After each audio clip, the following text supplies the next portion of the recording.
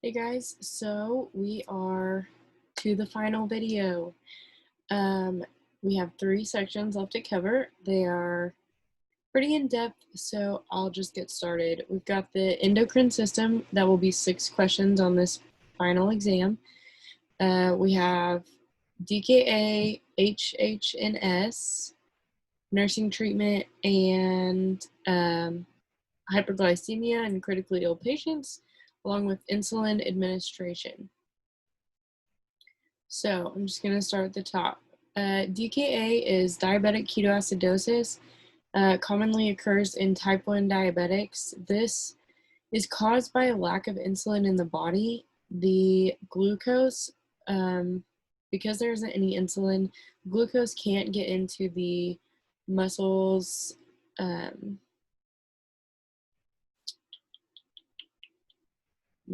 fat, organs, cells, basically. And so it remains in the bloodstream. Then because it's not getting to the rest of the body stimulates the liver to release more glucose because it thinks that that's the problem. And so it's just a continual cycle, and they end up with really high blood sugar readings of typically around 500.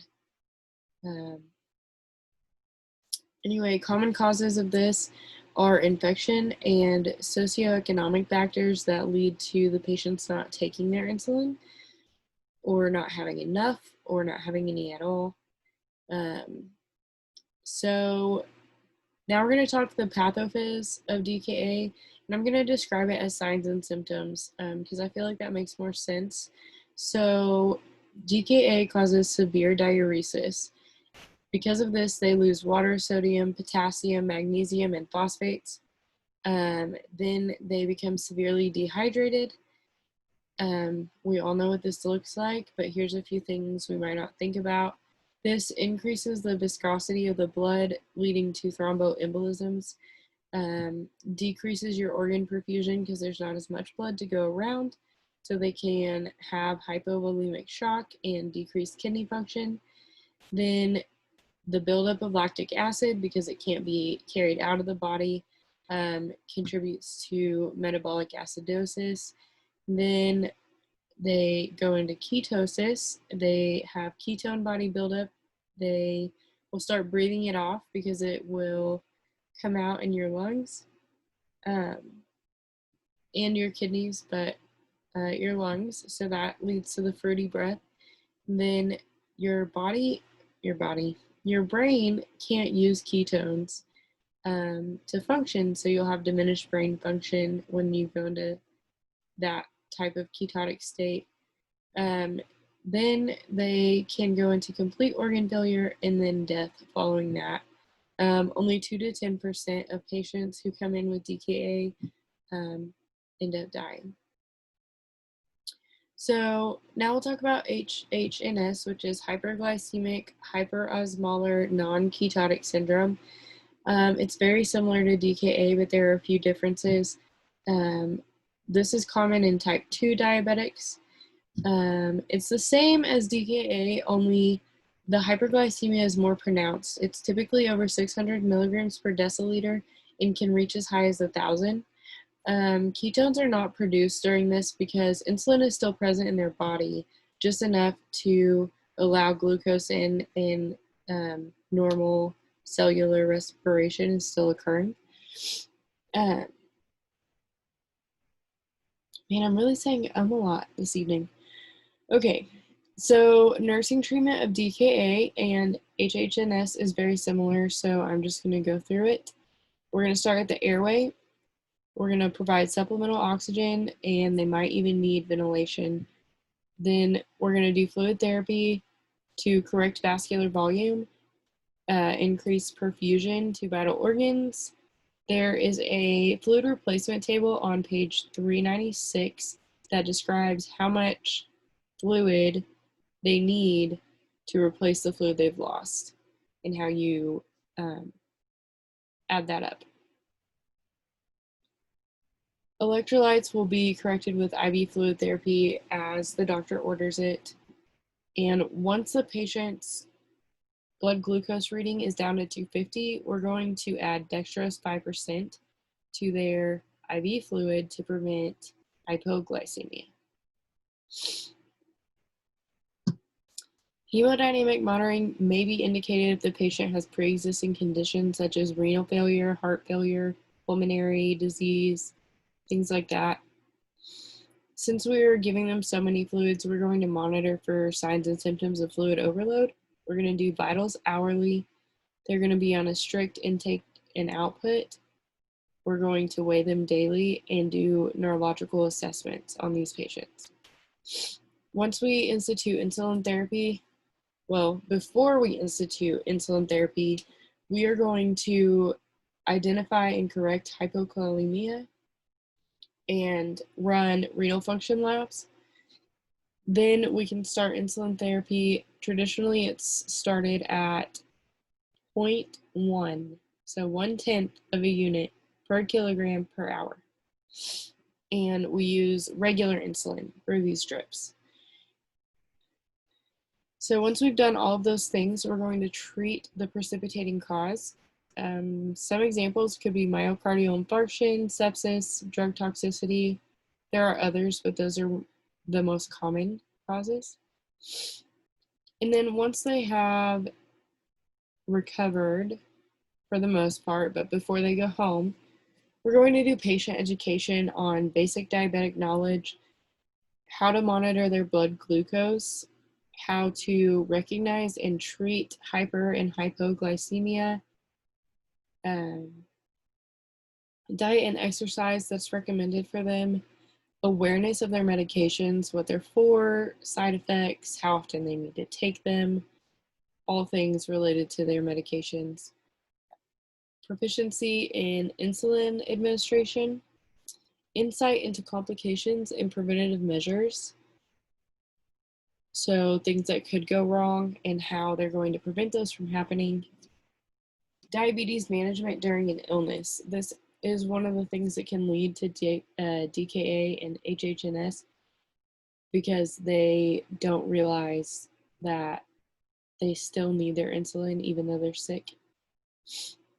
Then the last one is awareness of what caused them to come in and DKA or HHNS this time and how we can prevent it from occurring again.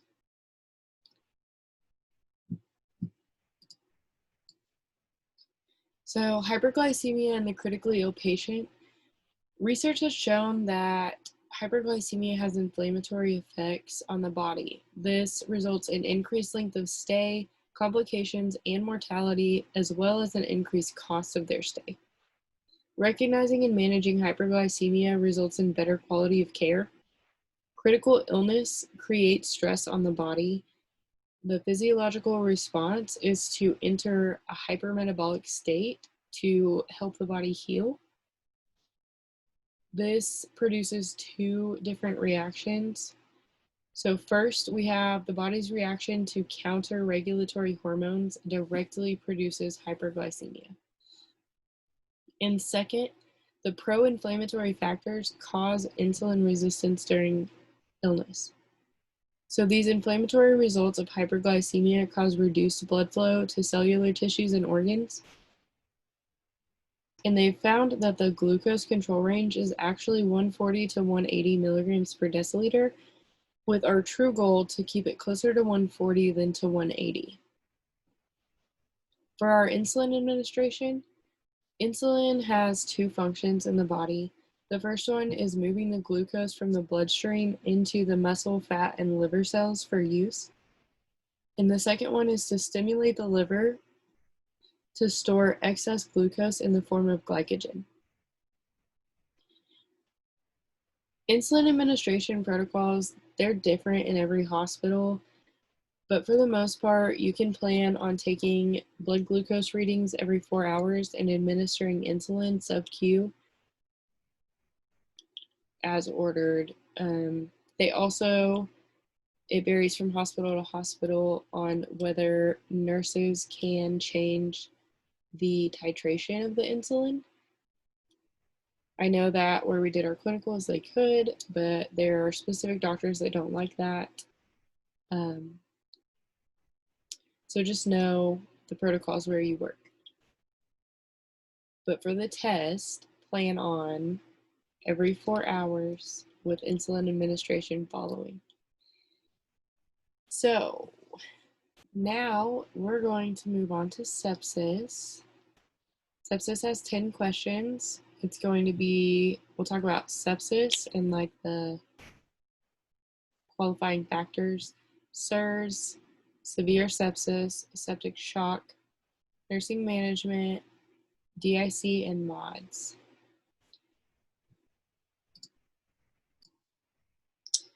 So I'm going to start with SIRS. The qualifying factors for knowing if your patient has systemic inflammatory response syndrome is that their temperature will be greater than 100.4 degrees Fahrenheit or less than 96.8 degrees Fahrenheit. Their heart rate will be greater than 90. Their respiratory rate will be greater than 20, or their partial CO2 will be less than 32. Their white blood cell count will be above 12,000 or below 4,000.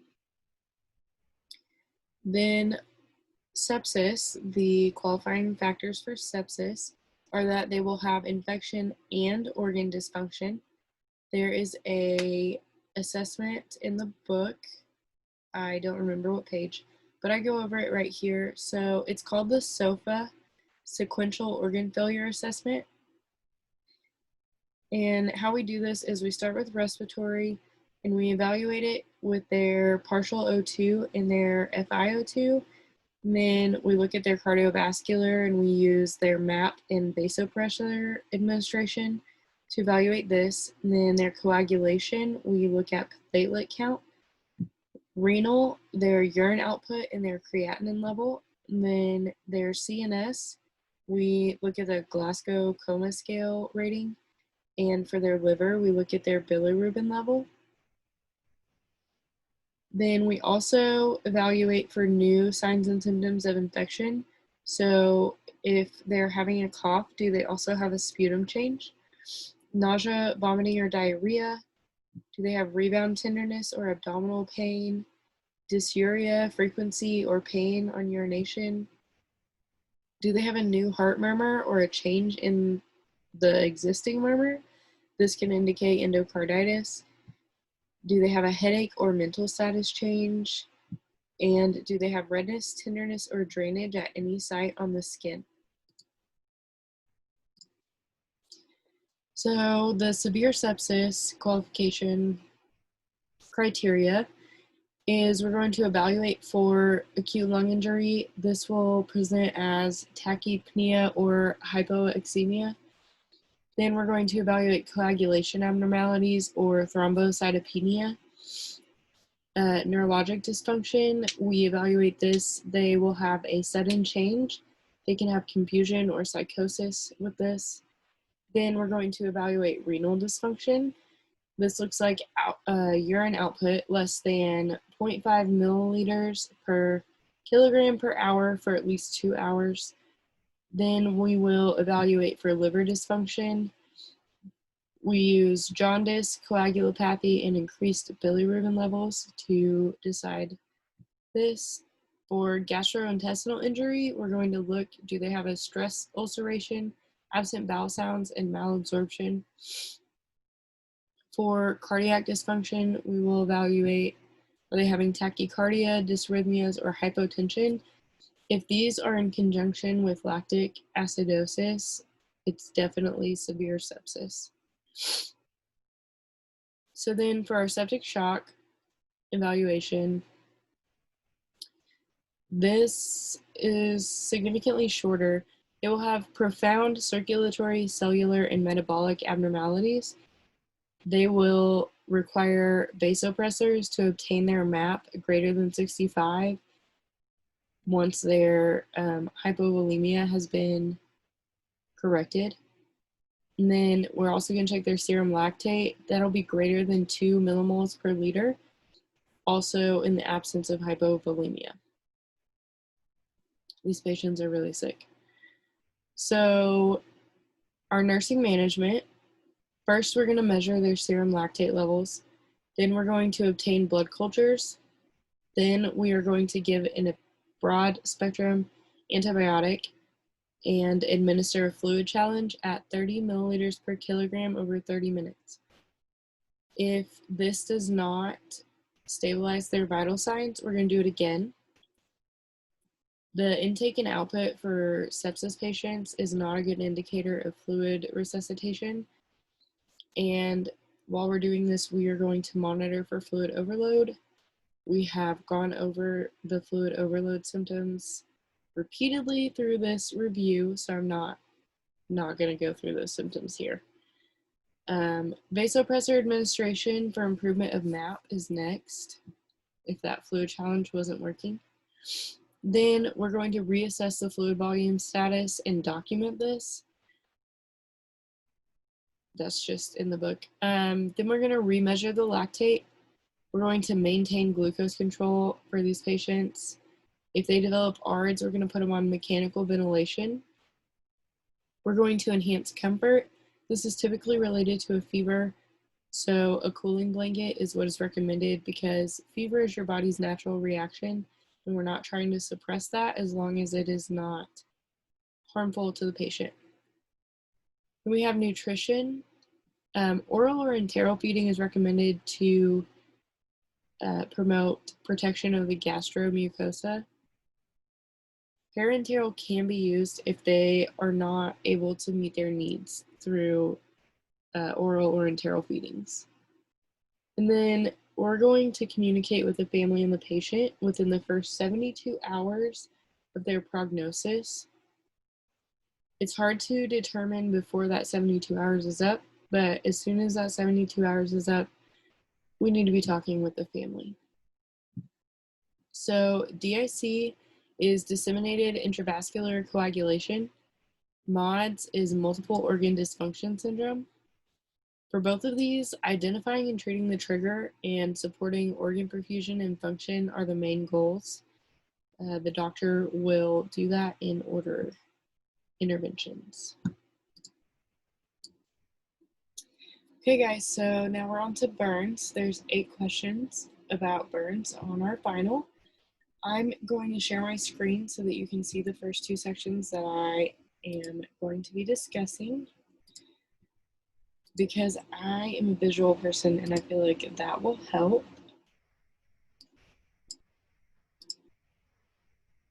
Okay, so first we're going to talk about the rule of 9s. There's an image in the book. I was just looking at it. Let me find the page first. So the image in the book is on page 469. I took these numbers from there. I figured this would be easier to remember than all the individual numbers that are in the book. So head and neck, front and back together equals 9% of the body. Upper limbs, front and back together equal 18%. Trunk, front and back all the way around equals 36%. Your perineum equals 1%. And the lower limbs, front and back, equal 36%. So for the burn center referral, that is on page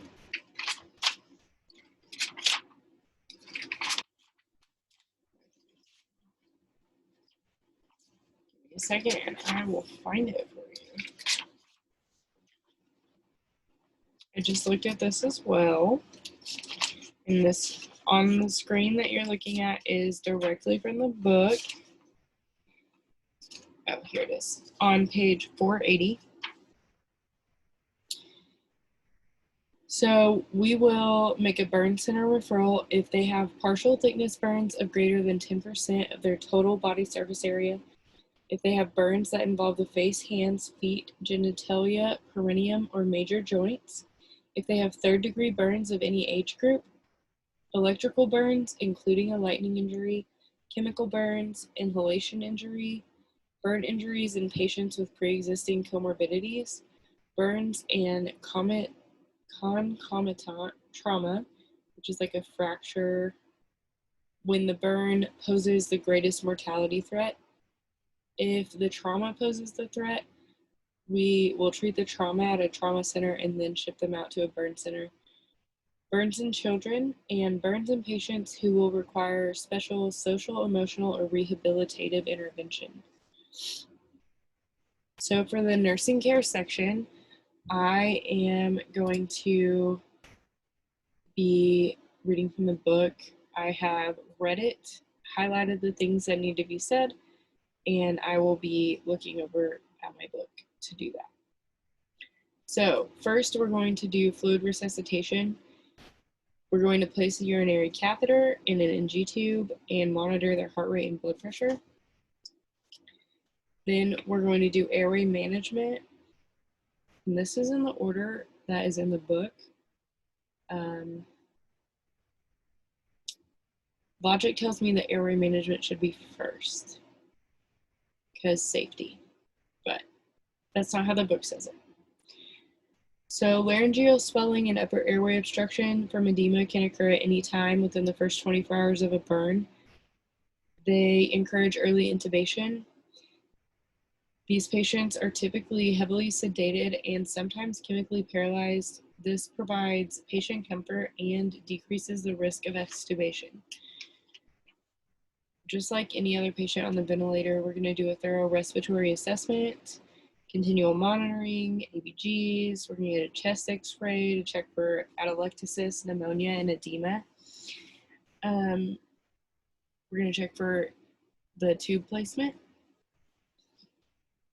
Then nursing interventions we can do specifically related to this are elevating the head of the bed, turning the patient if that's possible. I lost it. Administering humidified oxygen as ordered, frequent suctioning, and then if they have burns to their neck, chest, and abdomen, we need to be continually checking for the development of compartment syndrome. And we'll talk about that a little bit more in a minute. So inhalation injuries, if they have head and neck burns and they were in an enclosed space, we need to be monitoring for that because they don't present immediately. This is evidenced by carboxyhemoglobin levels, upper airway obstruction, and pneumonitis. So it looks like increased respiratory rate, tachycardia, increased work of breathing, and wheezing or hoarseness.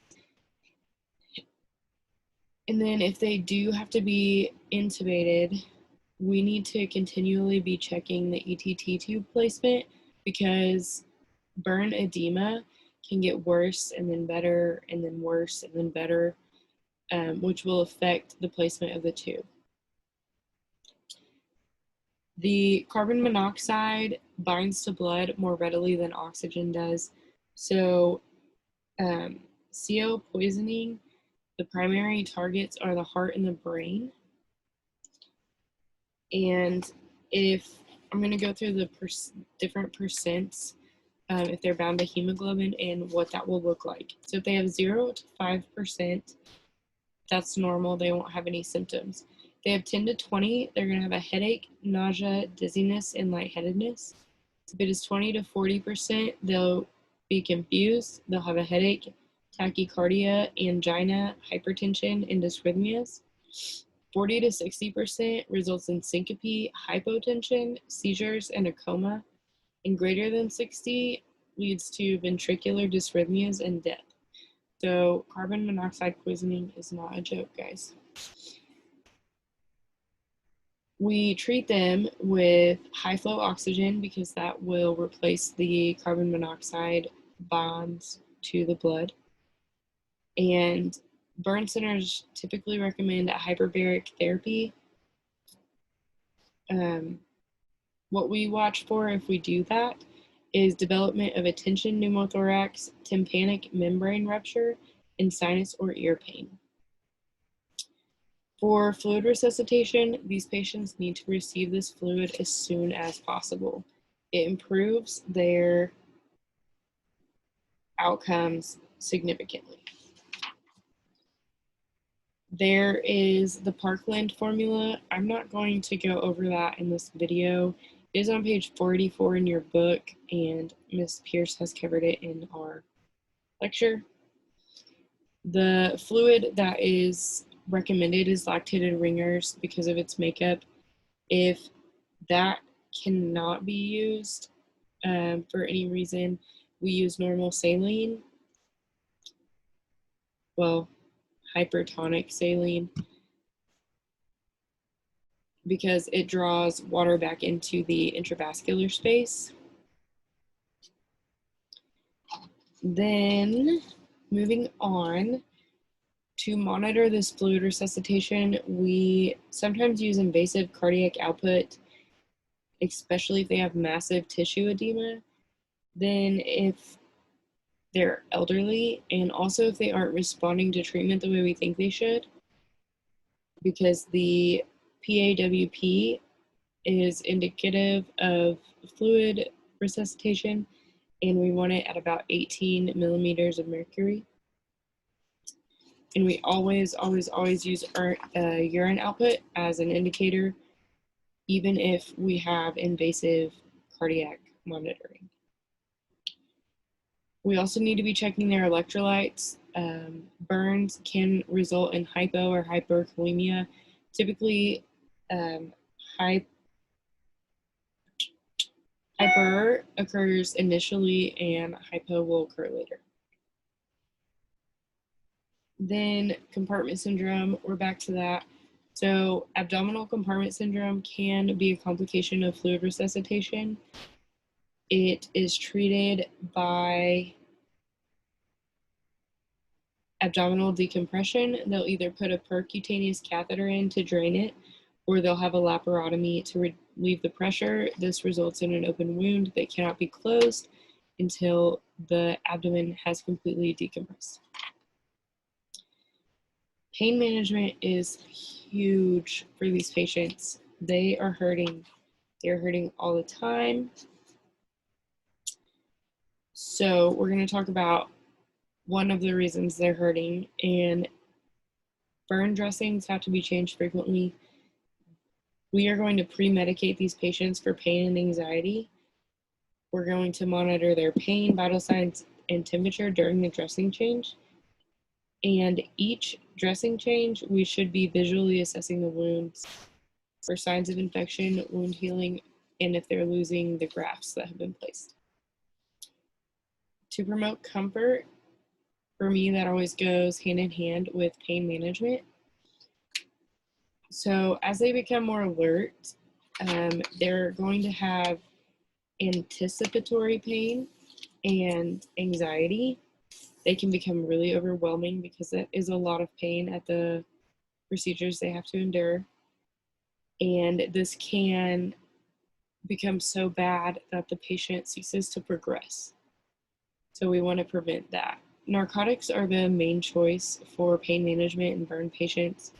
They are typically on a morphine continuous IV infusion, especially if they're ventilated. Then we've also seen that they're using propofol and Precedex instead of benzos, like Ativan or Versed, to treat anxiety. Then once they are awake and they can eat and swallow, we will discontinue the IV narcotics and we will start giving it either intranasal or orally. We're also going to give them NSAIDs, and pain is typically decreased if the patient is allowed to have some control of their pain regimen. And just know that, as always, pain is individualized to each patient, and we should take into account their history, how large their burns are, and the types of procedures they're going to have, and if they're coping well or not. Other things we can do are giving the patient information, so preparing them for what they're going to be going through, helping them with non-pharmacological therapies like distraction or guided imagery. We can alleviate anxiety by encouraging participation in wound care and physical therapy.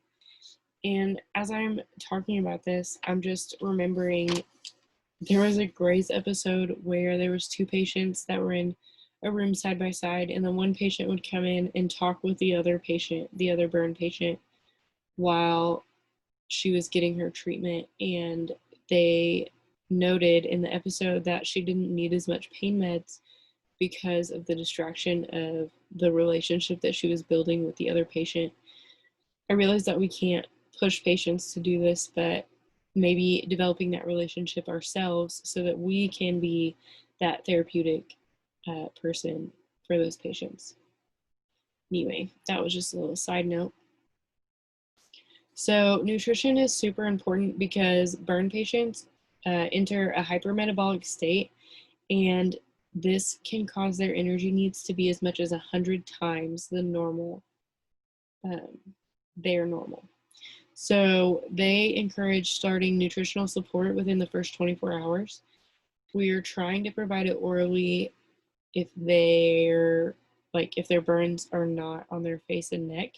If they can't eat, we're going to do an NG tube. The NG tube has two benefits. It still stimulates their gastric mucosa, and it also can help to prevent aspiration. So if neither one of those are working, we can do TPN, but is our last resort. And every burn patient will have a different need, so I'm not going to talk about calorie needs right here.